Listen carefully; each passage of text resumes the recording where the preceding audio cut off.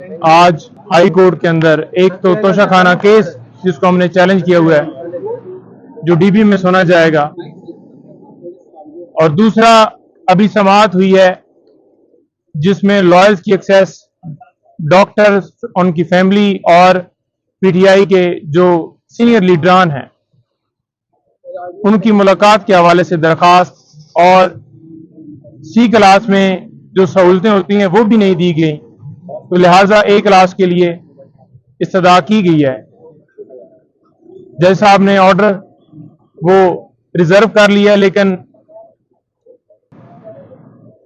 ए class के हवाले से उन्होंने कहा है कि इस मैटर को कल के लिए एडजर्न किया जाता है।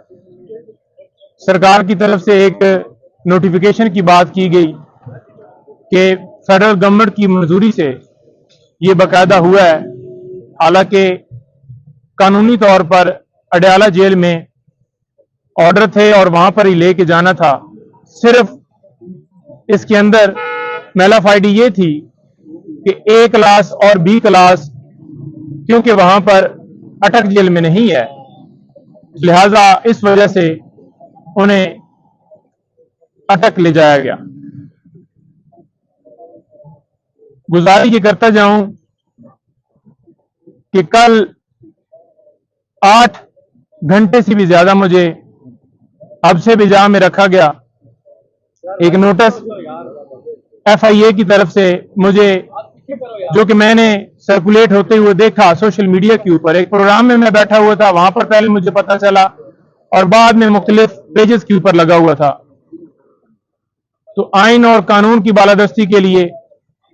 बगैर किसी हिचकिचाहट के मैं वहां पर पहुंच गया। उनसे गुजारिश की कि इमरान खान साहब से मैंने मिलने जाना है और उससे पहले सुप्रीम कोर्ट और हाई कोर्ट में मैटर्स पेंडिंग है, क्योंकि इमरान खान साहब हमारे क्लाइंट हैं और उनके केसेस को हम डील कर रहे हैं, तो मुझे जाने की इजाजत दी जाए। आज थोड़ी सी मेरी मसरूफियत है और साथ ही इस्तदा की कि मुझे डॉक्यूमेंट सारे दे दें ताकि मैं जवाब दे सकूं आपको। लेकिन उन्होंने कहा कि आप बैठ जाएं और साथ एक बंदे को बिठा दिया कि जाने ना दें। ऊपर से अफसरान आ रहे हैं, तो लिहाजा जब वो आएंगे तो फिर डिसाइड होगा कि आपको जाने दिया जाएगा या नहीं। सवालनामा मुझे दिया गया, 8 सवालात थे। एक एक सवाल का मैं जवाब तफसील से देना चाहता था, लेकिन जबरदस्ती उन्होंने मुझसे सवालात के जवाबात लिए। उसके बाद मैंने कहा कि अब मेरा टाइम अभी भी मैंने जाना है, क्योंकि उनको भी शायद पता चल गया कि खान साहब से उन्होंने मिलने जाना है, तो लिहाजा उन्होंने मुझे कहा कि आप नहीं जा सकते जब तक ऊपर से ऑर्डर ना आए। बेसिकली ये चीफ जस्टिस आमर फारूक साहब, उन्होंने एक ऑर्डर किया जिसके जरिए से आज वकला की तजलील की जा रही है। Senior advocate supreme court Khawaja Haris साहब को भी इस केस के अंदर जो ऑर्डर हुआ था उसमें बुला लिया गया है, और इसके साथ साथ और जितनी लीगल टीम है, अली बुटर साहब खड़े हैं मेरे साथ, इंतजार हुसैन पंजू था, और जो जो सीनियर वकला हैं इस केस के अंदर, गौर साहब, बाकी सारे, तो उन सबको वो बुलाने का प्रोग्राम है। शायद वो ये समझ रहे हैं अब पाकिस्तान तहरीक इंसाफ के जो लीडरान हैं उनको गिरफ्तार कर लिया, और जो बच गए हैं वो इसी वजह से जरा साइड पे हैं, सामने नहीं आ रहा है कि उन्हें उठाया ना जाए, तो लिहाजा एक आवाज वकला की बचती है, तो क्यों ना इनको भी जो है इनकी आवाज को दबाया जाए, इनके ऊपर प्रेशर डाला जाए और ये आवाज भी बंद हो।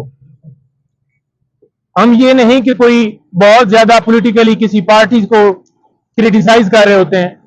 लेकिन एक अपने क्लाइंट की हद तक उसके केसेस के हवाले से बताना वो हमारा हक है, क्योंकि हम लीगली तौर पर उसके साथ उनके केसेस में अंगेज हैं। और आज देख लें कि हमारी लॉयर कम्युनिटी और अदलिया दोनों के ऊपर सवालिया निशान है कि हम लॉयर और अदलिया एक दूसरे का हिस्सा हैं, लेकिन अदलिया के हुक्म से और वकला की आगे से खामोशी से ये کبھی بابر اوان صاحب کے گھر